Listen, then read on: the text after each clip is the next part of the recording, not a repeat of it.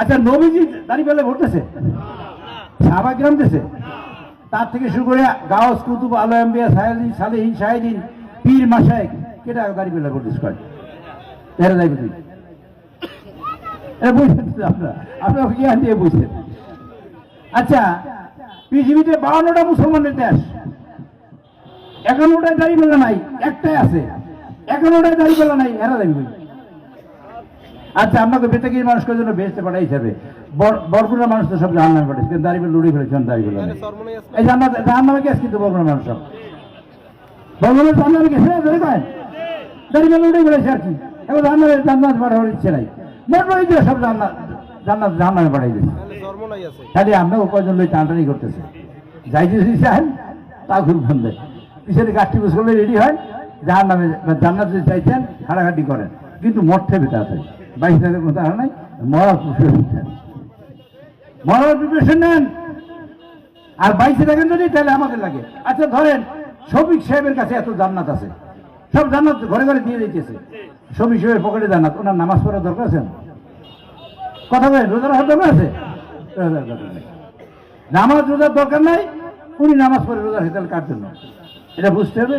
তারা গভর্নমেন্টে বসার চেষ্টা করতেছে এবং আপনাদের মিথ্যা বলে ভণ্ডামি বলে। আচ্ছা একটা কথা আপনাদেরকে জিজ্ঞেস করি, আমার জীবনে আমি যদি চুরি করি, অন্যায় করি, মিথ্যা বলি, রাজধানী করি, খুন করি, ধর্ষণ করি, মারামারি করি, সব অপরাধ করার পর দাঁড়িয়ে বেলায় ভোট দিলে জান্নাত যাইতে পারবো?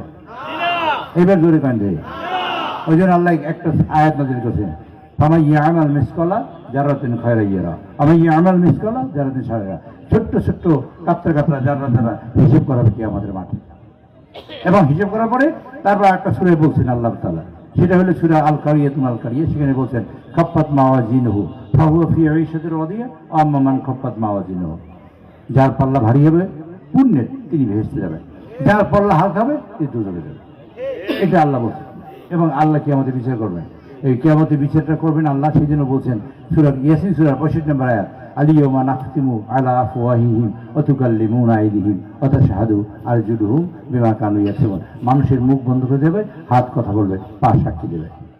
আবার সূরা মুলকের 2 নম্বর আয়াতে বলছে লিয়াবলুয়াকুম আইয়ুকুম আহসানু আমালা ওয়া হুয়াল আজিজুল গফুর। কে ভালো করবেন আর কে মন্দ করবেন, ভালো করবেন সেটা বিচার করার জন্য আল্লাহ পৃথিবীতে পাঠাইছে মানুষকে। আচ্ছা সেই দায়িত্ব কি শফিক সাহেব বা সুলতান ভাই কেউ নিতে পারে? জোরে করেন কথা, পারে? এই যে জোরে করেন, পারে? কোন মানুষ পারে? পৃথিবীর কোন মানুষ পারে?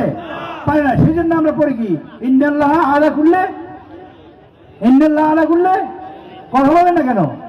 ইন্নাল্লাহ আলা কুল্লি শাইইন কাদির, সকল কিছুর উপরে আল্লাহ। আমি আল্লাহর সমকক্ষ নাই, কেউ আল্লাহর সমকক্ষ নাই। আল্লাহ কি বেরোই গেছে? আল্লাহ কি কোমর ব্যথা, লাঠি বটে হাঁটে?